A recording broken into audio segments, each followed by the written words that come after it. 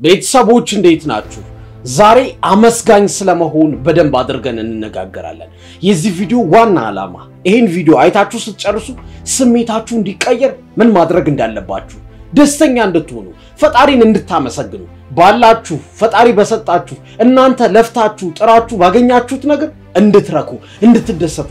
አንዳንዴ የበላችሁትን ማጣጣም እኮ ትልቅ ነገር ነው። አመስጋኝ መሆን ማለት እሱ ነው። ስለሱ በደንብ አድርገን እናወራለን።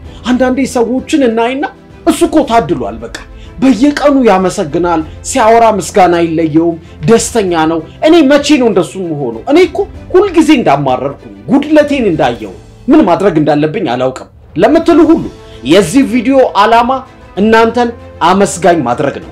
ምክንያቱም አመስጋኝ ሰዎች ሁሉ ጊዜም ስኬታማ ናቸው። የሚፈልጉት ነገር ሁሌም ይጨመርላቸዋል። እንደውም The Secret የሚለውን መጽሐፍ የጻፈችው ደራሲ ምን ትለናለች መሰላችሁ? ከዚህ መጽሐፍ ላይ ምንም ሐሳብ አልፈልግም፣ መጽሐፉንም አልፈልገውም ብትሉ አንድ ሐሳብ ግን ውሰዱ ትላለች። እሱንም gratitude ነው ወይም የማመስገንን ጥበብ ነው። ሁሉ ጊዜ አመስጋኝ መሆን ስሜታችንን፣ ማንነታችንን፣ ያለንበትን በተለይ መጥፎ ነገር ከሆነ እንድንረሳ ወደ ጥሩ እንድናተኩር ያደርገናል። በነገራችን ላይ ሁሉም ሃይማኖቶች የሚስማሙበት ነገር ቢኖር አንዱ ማመስገንን ነው። የትኛውም ሃይማኖት የሚከተል ሰው ማመስገንን ተመስገን ማለትን ያበረታታል። እንዴ ለምሳሌ አሁን በአውሮፕላን እየሄዳችሁ አጠገባችሁ ያለው ሰው ነገር ቢፈልጋችሁ፣ ቢጎነተላችሁ፣ ሰላም ቢነሳችሁ በቃ ወራጅ አለ ትላላችሁ አትሉ? ምክንያቱም ከአውሮፕላን ወርዳችሁ ወደ ልትሄዱ ነው። ህይወትም እንደዛ ነው። ህይወት ላይ የሚያማርሩ ክፉ እንድታስቡ፣ ክፉ እንድትመኙ፣ ክፉ እርምጃ ራሳችሁ ላይ እንድትወስዱ የሚያስገድዷችሁ ብዙ አጋጣሚዎች፣ ብዙ ቀናት ይመጣሉ። እንደዚህ አይነት ቀኖችን የምታልፉት አመስጋኝ ሆናችሁ ነው። አመስጋኝ ሰዎች ናቸው ህይወታቸውን የሚቀይሩት። ስለዚህ የዚህ ቪዲዮ እንዳልኳችሁ ዋናው ዓላማ እናንተ ውስጥ አመስጋኝ ማንነት መፍጠር ነው።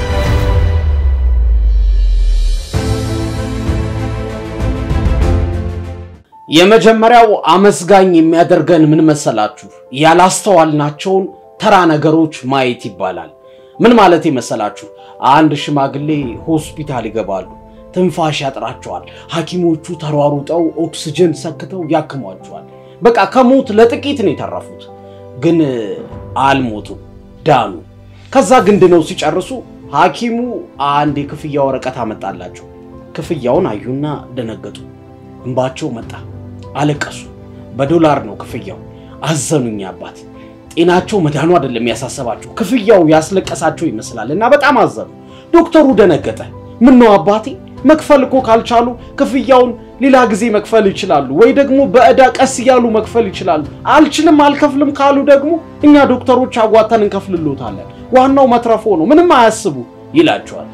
አባት መለሱ፣ የኔ ልጅ እኔ መክፈል አቅቶኝ አይደለም፣ እንደዚህም ያስለቀሰኝ ግን እናንተ አንድ ቀን ላመሸውበት ለተጠቀምኳት ኦክሲጅን ይሄን ዶላር ክፈል ካላችሁኝ ፈጣሪ 70 ዓመት ስትኖር የተጠቀምከውን አየር ክፈል ቢለኝ ምን እለዋለሁ? ምን መልሳለሁ ብዬ ነው አሉ። እውነት ነው። በህይወታችን ውስጥ በጣም ብዙ የተሰጡ ዋጋቸው የማይተመን ግን በነፃ ያገኘናቸው ብዙ ናቸው። እንደውም አንድ ደራሲ ምን ይለናል መሰላችሁ? በነፃ የተሰጡ ነገሮች እጅግ በጣም ውድ ስለሆኑ ነው ፈጣሪ በነፃ ይሰጠን ይላል። እውነት እኮ ነው። እስኪ አስቡት፣ አየር ለመንግስት ከፍለን የምንጠቀም ቢሆን ስንቶቻችን እንደምናብድ አስቡ፣ ስንቶቻችን እንደምንሞት። አቅም ከሌለን ጸጥ ነው። እስኪ አስቡት፣ ፀሐይን የሚቆጣጠረው እንደ ስልክ ብራይትነስ መንግስት ቢሆን ከፍ ዝቅ ሲያደርግ እኛ ምናብድ ቢሆን እኮ አለቀልን እኮ። አየር በመንግስት እጅ ቢሆን፣ ፀሐይ በመንግስት እጅ ቢሆን፣ ሌላውን ተውት፣ ዝናብ የሚያዘንበው መንግስት ቢሆን እኮ አለቀልን። ወይ ሌላ ሰው ቢሆን፣ ግለሰብ ቢሆን አለቀልን እኮ። እንዴት ነው የምንሆነው? ግን ፈጣሪ ትልቁን ስጦታዎቹ ወይም በጣም ውድ የሚባሉ በገንዘብ የማይተመኑትን ነገሮች በነፃ ነው የሰጠን። አንተ ጤናህን በስንት ትሸጠዋለህ? አይንህን ትገምትልኛለህ? በዚህን ያህል ብር ትሸጥልኛለህ? ልብህን፣ ሌላ አካልህን ትሸጠዋለህ? አትሸጠውም። ሌላውን ተወው፣ ወጣትነትን ትሸጠዋለህ? አትሸጠውም። ዋጋ ከዋጋ በላይ ነው። በነፃ ነው ያገኘው ወጣትነትን። እስኪ ዝም ብለህ አስበው። አንድ ባለሀብት፣ አንድ ሽማግሌ ባለሀብት መጥቶ ከአንተ እድሜ ላይ 30 ዓመት ብትጨምርና አሁን አንተ ወደ 60 ዓመት እንድትሆን ባደርግህ እኔ ደግሞ ይሄን ያህል ብር በሰጥህ እሺ ትላለህ ወይ ቢልህ ትስማማለህ? በፍጹም። እንዴ 30ውን ዓመት እኮ ሰርቼ ይሄን ገንዘብ ላመጣው እችላለሁ፣ ወጣትነቴን ማን መልሶ ይሰጠኛል ብለህ ነው የምታስበው። እንደውም ስብሐት ገብረ እግዚአብሔር ምን ይለናል? አንድ ወጣት ኪሱ ባዶ ቢሆን እንኳን ምንም ባይኖረው እንኳን ህልሙ፣ ጥማቱ፣ የወጣትነት ጉልበቱ፣ ስሜቱ በሙሉ ጨርጫሳ ንጉስ ያስቀናል ይለናል ስብሐት ገብረ እግዚአብሔር። ደራሲው ማለት ነው ስለዚህ በህይወታችን የተሰጡን ነገሮች ነፃ የሆኑ ነገሮች ፈጣሪን እንድናመሰግንባቸው ነው እንደውም ጂም ሮን የተባለ ሞቲቬሽናል ስፒከር ምን ይለናል መሰላችሁ በህይወቴ በጣም ካስገረሙኝ እኔ ያገኘኋቸው ብዬ ከመመካባቸው ግኝቶች መካከል አንዱ ይሄ ነው ይለናል ፀሐይም ጨረቃም ለካ እኩል ነው የሚወጡት ለሁሉም ብዬ ተገረምኩ ይለናል ለካ ለዳውም እኩል ነው ፀሐይ የሚወጣው ለካ ለሀብታሙ እኩል ነው የሚወጣው ለካ እኩል ነው ዝናብ የሚዘንበው አልኩኝ እኩል ከሆንኩኝ ደግሞ እኔ ማን ነኝ እሱ የደረሰበት ማልደርሰው እንድል አደረገኝ ምክንያቱም በነፃ የተሰጡን ነገሮች በጣም ውድ ናቸው ስለዚህ አመስጋኝ መሆን የሚፈልግ ሰው በነፃ የተሰጡትን ወይም ዋጋ ቢስ የሚባሉትን ዋጋ የማይወጣላችሁ ነገሮች አይቶ ያመስግን ይደሰት ወደ ሁለተኛው እንለፍ ሁለተኛው አመስጋኝ የሚያደርገን ልማድ ደግሞ ምን መሰላችሁ ማስታወሻ ማድረግ ወይም ደግሞ በየቀኑ የሚያስታውሱንን አሪፍ ነገሮችን ማድረግ ለምሳሌ ጧት ስነነሳ ጆርናሊንግ መጻፍ ወይም በሌላ አነጋገር ዘገባ መስራት አይታችሁ ከሆነ ልክ ቴሌቪዥን ስትከፍቱ ዛሬ ኢትዮጵያ ውስጥ እንደዚህ አይነት ነገር ተፈጠረ ዓለም ላይ እንደዚህ አይነት አመጽ እየተነሳ ነው እንደዚህ ተደረገ እንዲህ ተመረቀ ምናምን የሚሉ ዜናዎች ተሰማላችሁ እነሱን ዜናዎች ከመስማታችሁ በፊት ወይም አይምሮአችሁን ለሌላ ለውጫዊ ነገሮች ግልጽ ከማድረጋችሁ በፊት እስኪ ለራሳችሁ በጣም የምታመሰግኑበትን ፈጣሪን የሚያስደስታችሁ ነገር ጻፉት ወይ አስቡት በቀን ውስጥ ጧት ላይ ይሆናል ወይ ማታ ወዳልጋችሁ ልትገቡ ስትሉ ይሆናል እንደዚህ አይነት ነገሮች አሪፍ ነገር እንድናስታውስ ያደርጉናል በጣም አሪፍ መፍትሄ ደግሞ ምን መሰላችሁ ቤታችን ውስጥ ፎቶ መስቀል በጣም የምንኮራባቸው የማንረሳቸው የምንገረምባቸውን ቀናት በፎቶ መስቀል ለምሳሌ ባለትዳር የሆኑ ሰዎች ወይ ደግሞ ልጅ ወለዱ ሰዎች የትዳር የሰርግ ፎቶአቸውን ወይ ደግሞ ከልጆቻቸው ጋር የተነሱትን ፎቶ ሳሎን ቤታቸው መኝታ ቤታቸው ቢሰቅሉ በጣም አሪፍ ነው ያው የተለመደ ነው እንሰቅላለን ግን አናየው ብዙ ጊዜ ግን አንዳንዴ በጣም ሲከፋን ብናየው ትዳራችንን ወይ ባለቤታችንን ወይ ሚስታችንን ወይ ባላችንን እናይና ወይ ልጆቻችንን እናይና ተመስገን አሁን ከገጠመኝ ችግር ይሄን ትልቅ ስጦታ ሰጠኸኛል ይሄን ችግር ሁሉ የሚያስረሳ ትልቁ ስጦታ ሚስቴ ነች ልጆቼ ናቸው ባሌ ነው እንድንል ጥሩ ስሜት ውስጥ እንድንገባ ያደርገናል ስለዚህ ማስታወሻ ማድረግ ማለት ይሄ ነው የሚያስታውሱን ደጉን ቀን እንድናስታውስ ምርጡን ቀን እንድናስታውስ የሚያደርጉንን ማስታወሻዎች ወይ መስቀል ወይ መጻፍ ወደ ሶስተኛው እንለፍ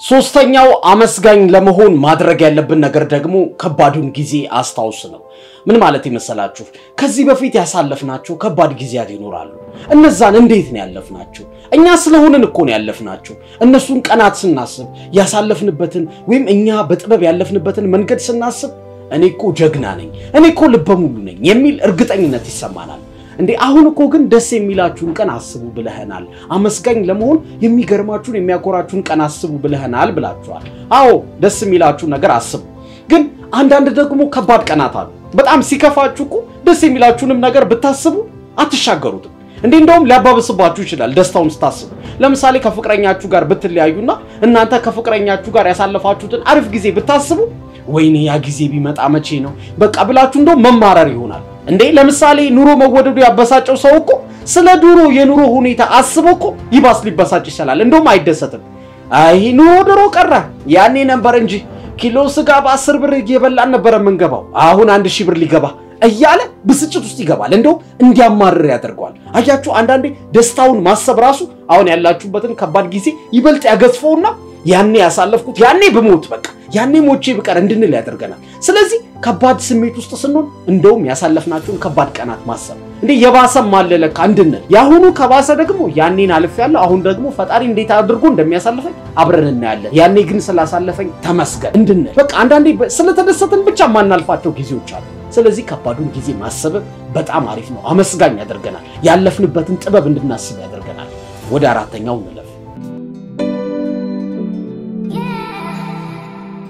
አራተኛው መፍትሄ በጣም ወሳኝ ነው የምንጠቀምባቸውን ቃላት መቀየር ይባላል አንዳንድ ጊዜ ቃላቶቻችን ወይም የምናደርጋቸው ንግግሮች ውሏችንን ህይወታችንን መዳረሻችንን ይወስኑታል በቃ ሰፈር ውስጥ የሚውል ስራ ፈት የሆነ ዱርዬ የሆነ አንድን ሰውና አንድ ደግሞ ቢሮ ውስጥ የሚውል ሲያነብ ሲያጠና ምን ሲል የሚውልን ሰው ሁለቱን ብታገናኙአቸው አንድ አይነት ቋንቋ ቢያወሩ እንኳን ላይግባቡ ይችላሉ ምክንያቱም የሚጠቀሙት ቃላት ይለያያል ምን አልከኝ እሱ ሀገር ምን ነበር ያልከው ቀደም ያልከው አልገባኝም ይባባላሉ ለምን ቃላቶቻቸው ራሱ ማንነታቸውን ይገልጻል ስለዚህ ቃላት ፓወር አላቸው ኃይል አላቸው እኛ ያለንበትን ስሜት የመቀየር ደግሞ የማበላሸት የማስተካከል ባህሪያችን ድረስ ማለት ማንነታችን ጸባያችን ድረስ አቅም አላቸው እንደውም የቃላትን ፓወር የሚያስረዳልኝን አንድ የሚገርመኝን ምሳሌ ልስጣችሁ ጋና ውስጥ ነው አሻንቲ የሚባል ጎሳ አለ እነዚህ ጎሳዎች ልጆቻቸውን ሲወልዱ ስማቸውን የሚሰጧቸው ከዕለቱ ጋር አገናኝተው ነው ለምሳሌ እሁድ የተወለደ ልጅ ያው እሁድ እንደምታውቁት ሰንበት ነው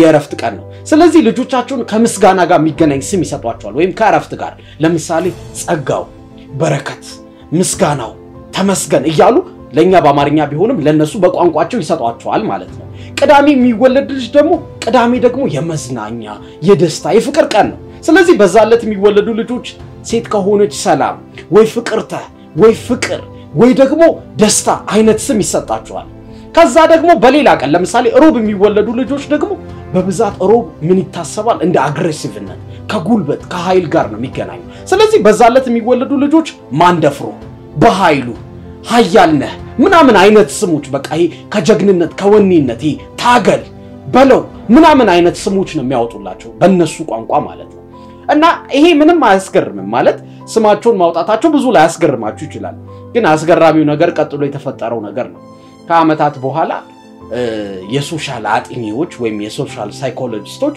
አንድ ነገር ያስተውላሉ ከተማ ውስጥ የሚሰሩ ወንጀሎች አብዛኞቹ ወይም 50% የተፈጸሙት ሮብ በተወለዱ ልጆች ሆነ በጣም አስገረማቸው ይሄ ነገር እንዴት እንደዛ ሊሆን ቻለ አብዛኞቹ ወንጀለኞች አብዛኞቹ ጥፋተኞች እንዴት ሮብ ብቻ ተወለዱ ብለው ጥናት ሲያደርጉ ቅድም እንዳልኳችሁ ሮብ የሚወለዱ ልጆች ከኃይል ጋር ከጉልበት ጋር ከማሸነፍ እንዴት ልበላችሁ አግሬሲቭነት ነውጠኛነት በቃ ጉልበተኛነት የሚገናኝ ስም ስለተሰጣቸው በቃ የሚሰሩትም ነገር ስማቸውም እንደዛ ነው ስለዚህ ቤተሰቦቻቸው እንደ ስማቸው ነው የሚያስተናግዷቸው ለምሳሌ ተጣልተው ከመጡ እንዴት ነው አልደበደብከው ምናም ሊባሉ ይችላሉ ምክንያቱም ስሙ እንዳልኳችሁ ለኛ ማንደፍሩት አንተ ማን ይደፍራል ጀግና አይደለ አይነት ነገር ታገል ሂድ በለው እንዴ በኃይሉ አይነት ስም ያላቸው ሰዎች በኃይላቸው እንዲያስቡ ያደርጓቸዋል ማለት ነው ቤተሰቦቻቸው መጨረሻ ላይ ምን ተፈጠረ እንዳልኳችሁ ኃይለኛ ጉልበተኛ ማንንም የማይሰሙ ሆኑ ስለዚህ ምን ይያልኳችሁ ነው እኛን የሚቆጣጠረን እኛን ማንነታችንን መዳረሻችንን የሚወስነው ነገር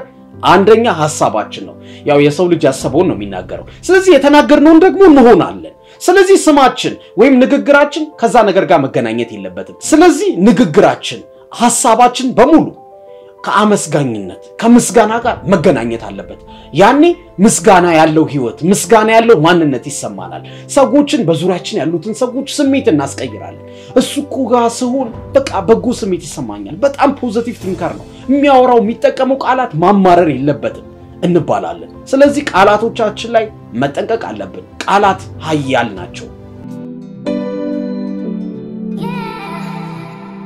አምስተኛውና የመጨረሻው ለአመስጋኝነት በጣም ወሳኝ የሆነው ነገር ደግሞ በነገሮች ተደነቅ ይባላል ምን ማለት ይመስላችሁ አንዳንዴ አይታችሁ ከሆነ በጣም ደስ ያላችሁ ቀን ራሳችሁን በጣም ነው የምታደንቁት በቃ መስታወታዩና እኔ እንደዚህ መልከኛ ነኝ እንዴ ትላላችሁ በቃ ድሮ አስተውላችሁ ያላያችሁት ነገር አሁን ስሜት ይሰጣችኋል ቤታችሁ ስትገቡ መኝታ ቤታችሁን ታይና እንዴት የሚያምር መኝታ ቤት ነው ያለኝ እንዴት የምታምር ሚስት ነው ያለኝ ግን ልጆች እንዴት ጸባይኛ ናቸው እንላለን በቃ ደስተኛ ስለሆነን በዛ ሰዓት ወይ የገጠመን ነገር በጣም የሚገርም የሚያስደስት ነገር ስለሆነ ምናየው ነገር በሙሉ የሚሰጠን ስሜት ደስ ይላል ነገሮችን እናጣጥማለን ሁሉ ጊዜ እንዲ በሆነን እንላለን ግን አንዳንዴ ደግሞ ስንበሳጭ አይታችሁ ቆለ ወይ ስናዘን ምንም ነገር አይጥመንም ምንም ነገር አይዋጥልንም ስሜት አይሰጠንም ስለዚህ ግን ሁሉ ጊዜም ተመሳሳይ ስሜት እንዲኖረን ነገሮች ላይ አመስጋኝ እንድንሆን ደስተኛ እንድንሆን ግን ይሄን ልማድ ማዳበር አለብን በየቀኑ ራሳችንን የሚያስገርሙ ነገሮች እያየን መገረም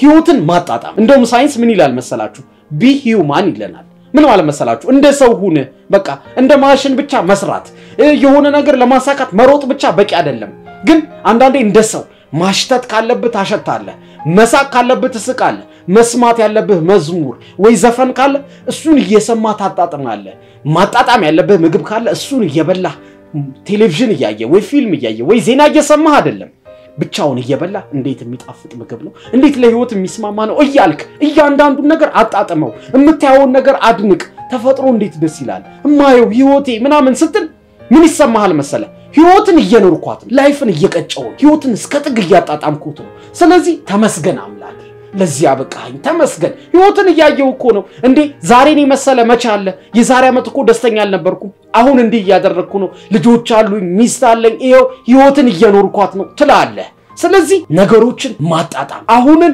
መኖር እንደ ሰው መሆን በጣም ወሳኝ ነገር ነው ቤተሰቦች ባወራንባቸው ነገሮች በጣም ጠቃሚና አመስጋኝ ማንነት እንዲኖረን እንደረዱን አልጠራጠርም የትኛው ግን ይበልጥ ተመቻችሁ የትኛው ስሜት ሰጣችሁ የትኛውን ስትሰሙ እቺ ነገር ለኔ ነች በጣም ጠቅማኛለች ያስባላችሁ የትኛውን ስትሰሙ ነው ከ1 እስከ 5 ካለው ውስጥ የወደዳችሁትን ኮሜንት አድርጉልኝ አነበዋለሁ ስለምትከታተሉኝ በጣም አድርጌ አመሰግናለሁ